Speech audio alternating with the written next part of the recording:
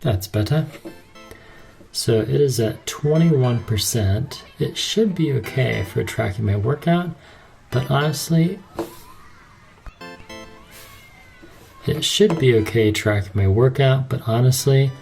I just don't know. So let's do a quick charge.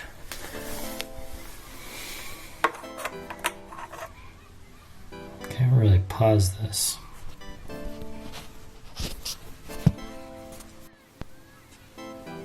There we go.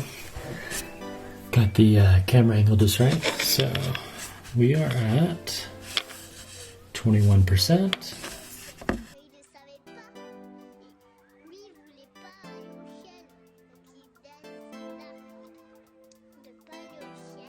Can you see that? I have no idea what this video quality is going to be like, but hey, we'll find out. And it's 7:08.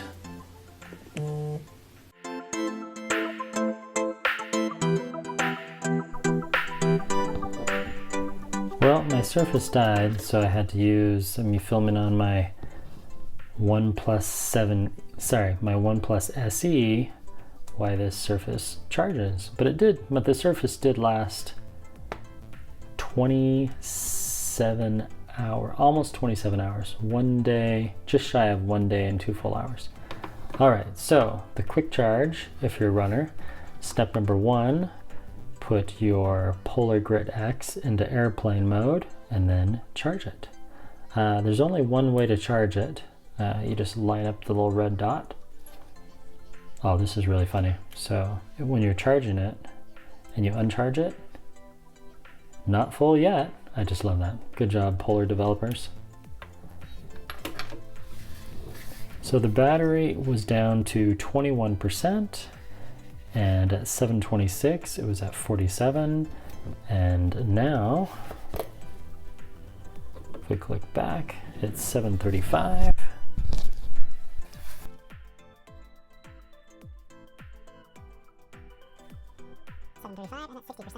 In less than a half an hour, it went from 21% all the way up to 60. Nice fast charging. Good job, Polar.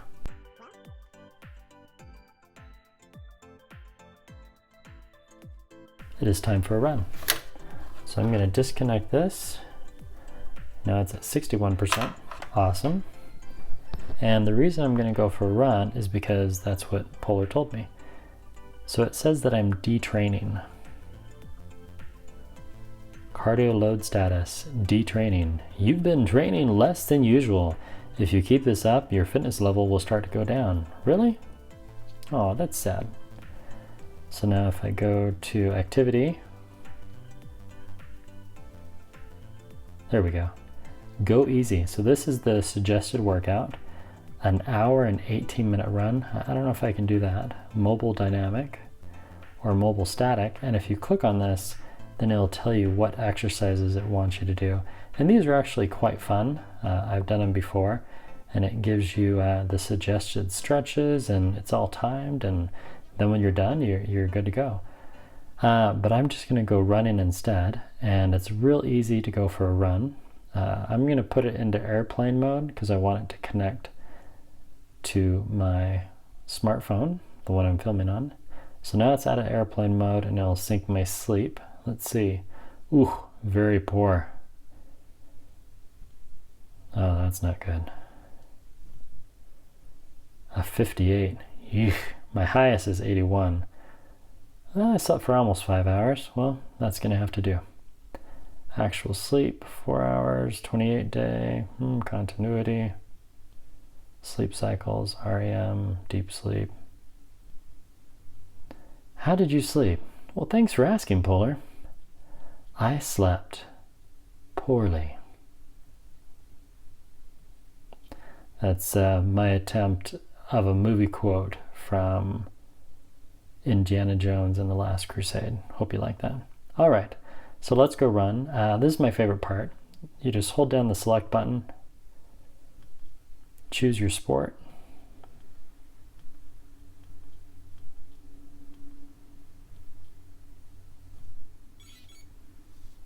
and that's it. So now to compare, this is the Samsung Galaxy Watch. So to start this sport, well, it depends on your watch face. You have to go to the right screen, choose workout, and then you choose running, or you can do widgets, and I can just do running like that, and then automatically starts. 3, 2, 1, burp. Now here's the bummer part. Once you're in this workout for the Samsung, you can pause it, and there we go, pause. Now I can navigate anywhere on the watch, which is really cool. And then there's the little running man, and I can just click on him, go right to my workout. Very awesome. But I can't edit the workout. Whereas on Polar, I can pause the workout. And then right here, I can go to settings, and I can change the settings for that workout. So if I were to be running at night, I can enable the backlight to be always on. A nice feature.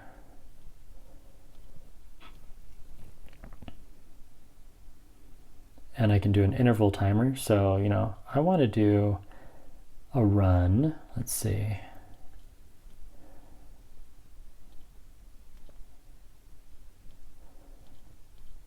I'm just gonna do a short run, 25 minutes. So now the interval is set, and then it automatically said timer for this session on. So now when I resume my workout, it's going to do a countdown of 25 minutes, and then it'll beep at me. There we go. Well, I better get outside and start running. Now, I don't know if this is enabled, so I'm going to finish this workout.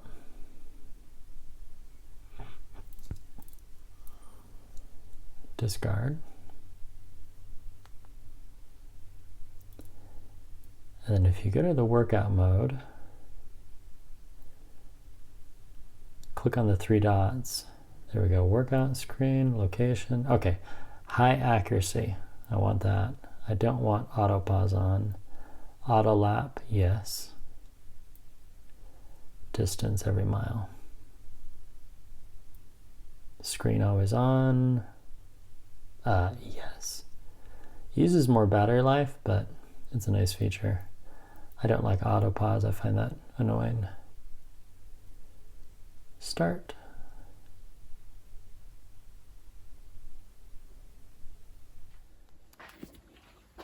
And here we are, halfway through the run.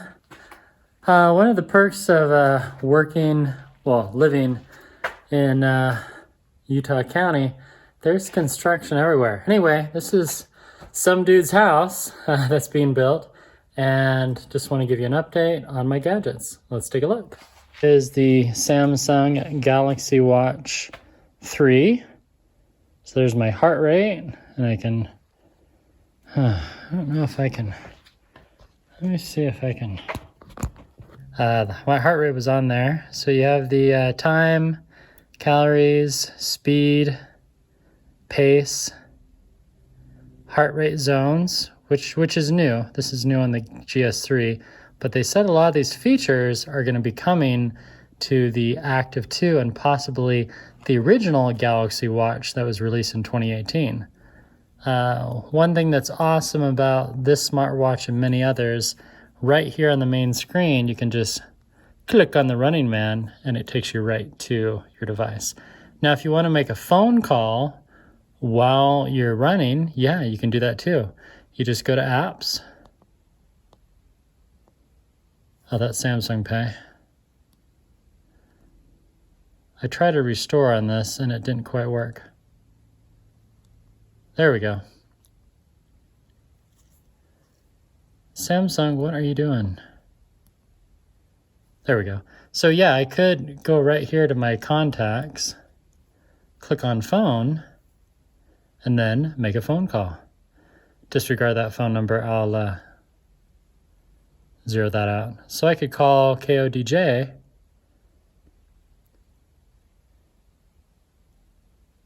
and make a phone call. Can't make through phone. Connect to mobile. Anyway, you get the point. I have the Microsoft Surface Duo at home. I'm not going to run with that thing.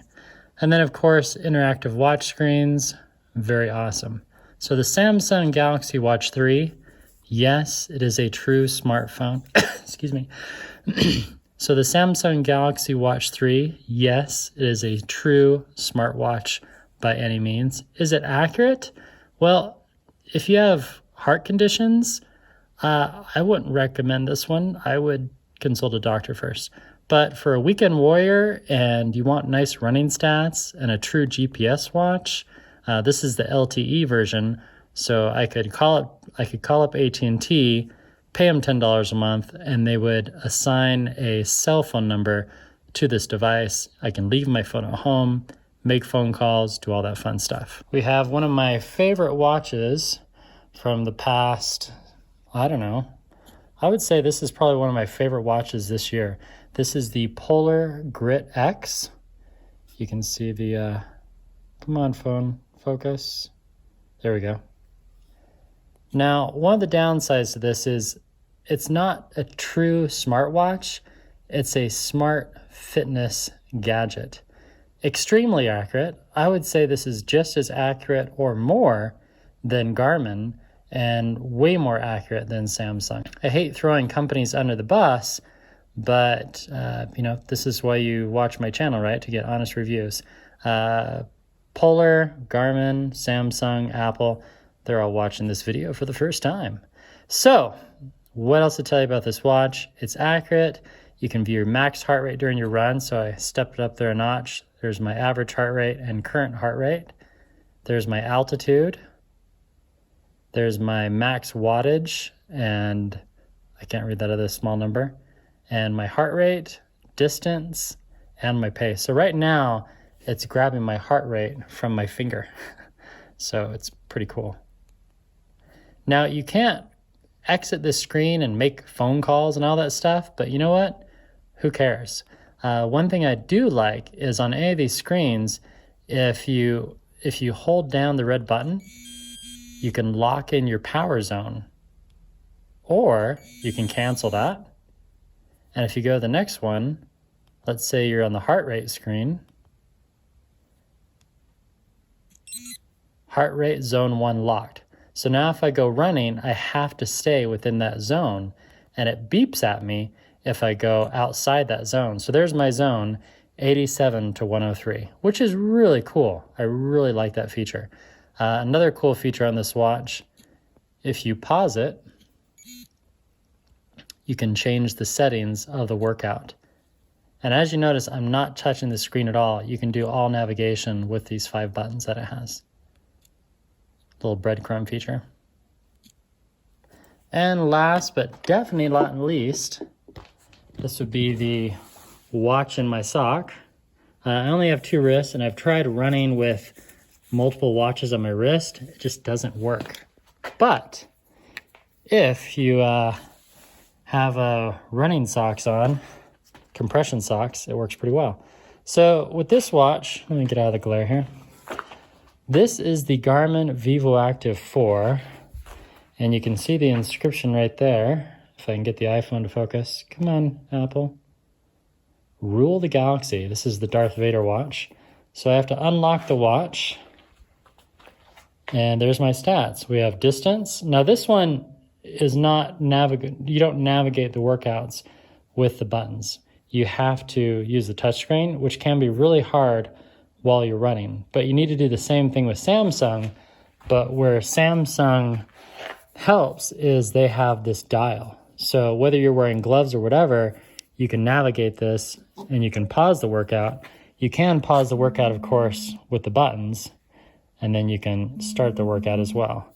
But to navigate through the different screens, yeah, you're going to need to take off your gloves or have those special gloves with tinfoil on the fingertips.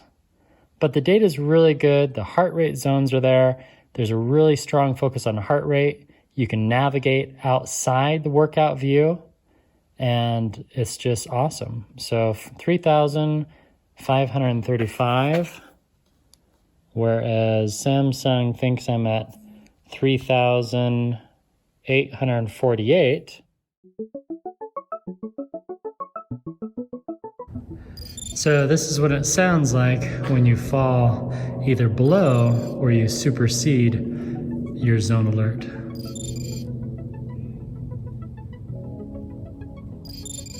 Thanks, Polar. So there's that sound and a slight vibration.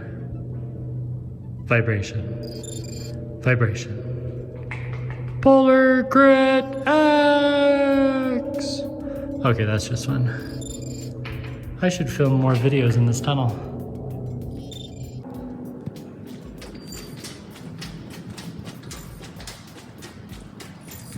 Okay, Polar, I'll start.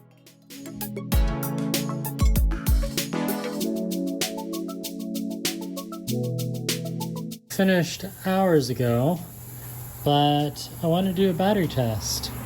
The battery is at 1%, and if we click on the Running Man, 4 hours and 37 minutes. Oh, it just shut down. Oh man, I hope it saved it. Days later, the watch was charged. So let me show you that workout info. It's really easy. You just open up Samsung Health, and then once Samsung Health is open, go to your main screen, and then go to View History, and then it's automatically going to show you this week. And then my workout was on Saturday, and there it is, Saturday, September 12th, 8 a.m. Click on the workout, and these are the cool details that you get with the Samsung Galaxy Watch 3. So I wasn't running the whole time, and it did a much better job with avoiding GPS leakage. I have a video on that, and I'll connect that.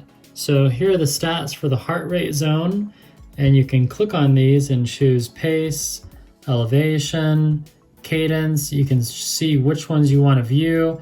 It's very customizable, so I can do just I can do nothing, and I can do heart rate and elevation and see how elevation corresponds with my heart rate, or rather how my heart rate reacts to different elevation. And then lowest elevation 4,800, which is about right. Steps per minute 41, cadence. Average heart rate, max heart rate. You can see the max cadence, all that fun stuff. And then this is new as well, the heart rate zones. Splits, good info. And then even more workout details. So pretty cool, and you can still export as a GPX file, and you can add images. And I believe right here at the top, you can share or delete it. So pretty cool. I've always enjoyed Samsung Health, not as much as I like Garmin and Polar as of late, because they have websites you can go to, so I could more easily do a screen share, but still it works, and a lot of people really enjoy the watch, and I'm enjoying it still as well. And back to the video that I shot 3 days ago. All right, next watch. We have the nearly indestructible Polar Grit X. Heart rate, max 82 vertical feet over the last 5 hours, max heart rate, and there's the time of day. So I started the run quite some time ago, and now I'm finishing it. Now, one cool thing on this Polar Grit X is right there in the top corner, you can see a little battery indicator. So it's estimating that on current battery life, I can go another 6 hours doing the same workout. Awesome. Do a long press. And there's my workout. Saving.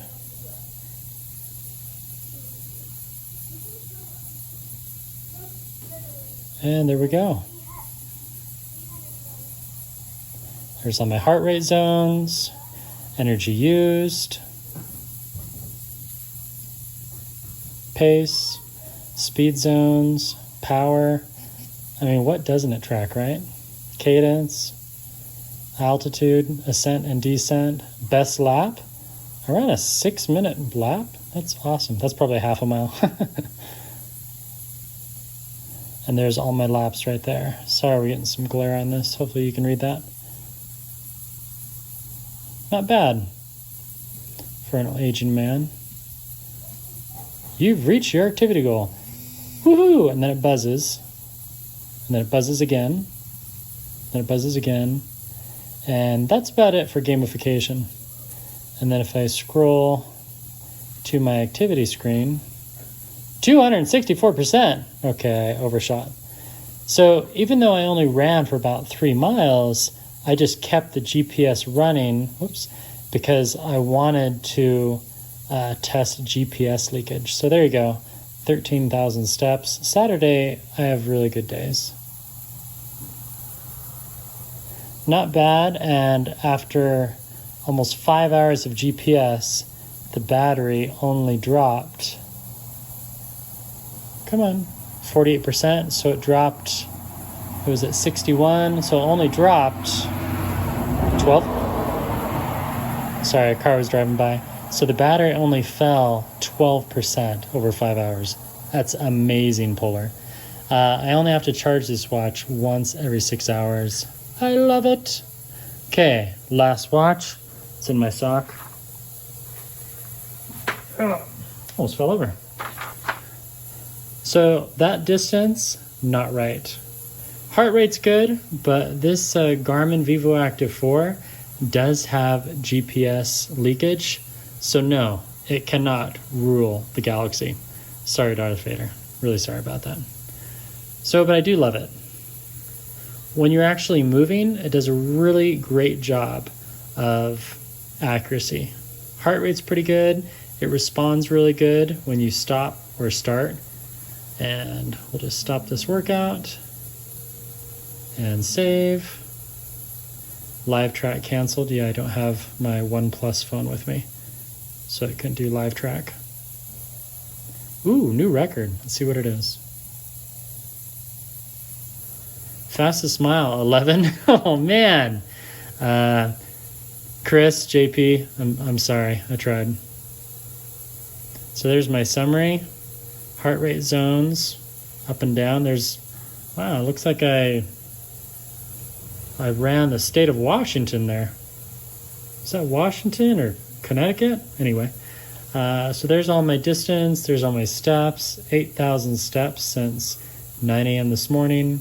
Average heart rate, all that fun stuff. And then if I click back, it goes back to this. And then there's all my stats. So this is the My Day. Love this watch. So which one was more accurate, Garmin or Polar? Sorry, I'm gonna have to go with Garmin. So this has the activity of 264%. So it's not just about steps. Steps are feckless. But really what you want is the intensity of your workouts and the frequency too. That's important. So right here, here's my intensity according to Garmin, which are these intensity minutes. And I'm supposed to have 150 intensity minutes weekly. Well, I'm at 371 after just 3 workouts, so I'm having a pretty good week. You're welcome, future self. So there you go. That's working out with Garmin, the Garmin Vivoactive 4, and also working out with the Samsung Galaxy Watch3, which, in case you haven't watched other reviews, the battery life is horrible. So I did about an hour of GPS yesterday. I did 4.5 hours today. So not quite 6 full hours, and it died. I put it into airplane mode last night and tracked sleep for about 5.5, 6 hours, but it was in airplane mode, screen was off. I haven't been using always on display, and it still did not make it 24 hours. So that's very disappointing with the latest and greatest gadget by Samsung. I'm really sorry if you were hoping this would be awesome. Now it looks awesome. Maybe they'll improve the battery life, but right now the battery life is about equal, almost about 4 to 5 hours less than the Samsung Active 2. So design is great. Smartwatch functionality is great. Accuracy is good, even great at sometimes. Love the new bezel, but the battery life and as far as new features, I don't think it's worth upgrading. And this is only my 3rd day with it, so I'm gonna have to say thumbs down on the Galaxy Watch 3. Garmin, I've been using the Garmin Vivoactive 4 on and off. This is my 3rd one since last November. Love it. And this is month 2 with the Polar. Still my go-to watch. It's just, it not only gives you all your video, it's not only gives you all your data and presents it in a very readable and understandable fashion. So there's my resting heart rate and max heart rate today, lowest HR during sleep. Ooh, that's not good. And then it just has all these different screens. I love it. So it's telling me to do some supportive stretching. But as far as my active minutes, I'm good for the day. And yeah, but the only thing I wish this had was a little higher resolution on the screen. Sometimes indoors, I have a difficult time reading the text, and I'm always turning on the backlight. But the battery life, 6 days. It's a champ. It's never locked up on me. It fully charges in a little over an hour, and then you're good for 6 days. The design is great. I believe this one is about the same thickness as the Active Watch. Yeah, they are really close. They kind of look, this one looks a little bulkier maybe. This one definitely has a more polished design. But this has a battery life of 2 days and I think 4 hours. Even when I did the battery optimization, I think you can see that in one of my other videos. And this one, I just use it, notifications are on. There's a notification right there. Instagram, Tortuga Hiker liked your video. Well, that's nice. Thank you, Turtle Hiker. Clear. You have memories with Sasha Rich. Oh, I'll look at those later. All right, so it died again because the battery is completely dead. So I'm gonna have to charge this, which will take about 2 hours. The Garmin and the Polar, I'm good for the rest of the day. Let's see, 40%. I don't have to charge this till Monday. As long as I don't do a lot of GPS, which I'm kind of tired. And the watch faces are really cool. Sorry, I was thinking of the Garmin Vivoactive 3 there. Got confused. The watch faces on the Garmin are pretty cool. There's 5 different Darth Vader ones. I need to install the new one. I don't have them installed on here yet. Sorry, I did a restart. But there you go. This one is definitely the smallest.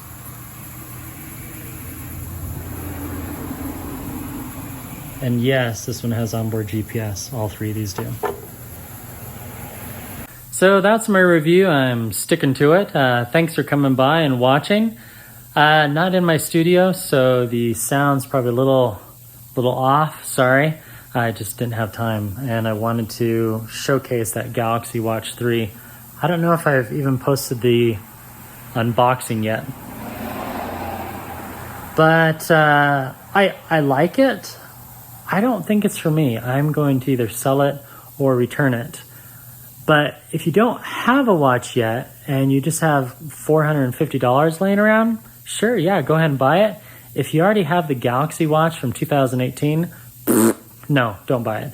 If you have the Samsung Galaxy Watch Active or the Active 2, no, don't buy it. Yeah, maybe wait for it to go on sale. I bet if you wait another month, AT&T and T-Mobile and Verizon, they'll do the buy one, get one free.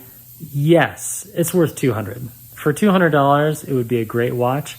I do recommend getting the LTE edition because it's just a little bit higher quality and it has more RAM. So that's a bonus. But they really should have made it just a little bit heavier, maybe a small bit wider and another millimeter thicker, and it really needs a 600 milliamp battery. So Samsung, if you're watching, please put in bigger batteries.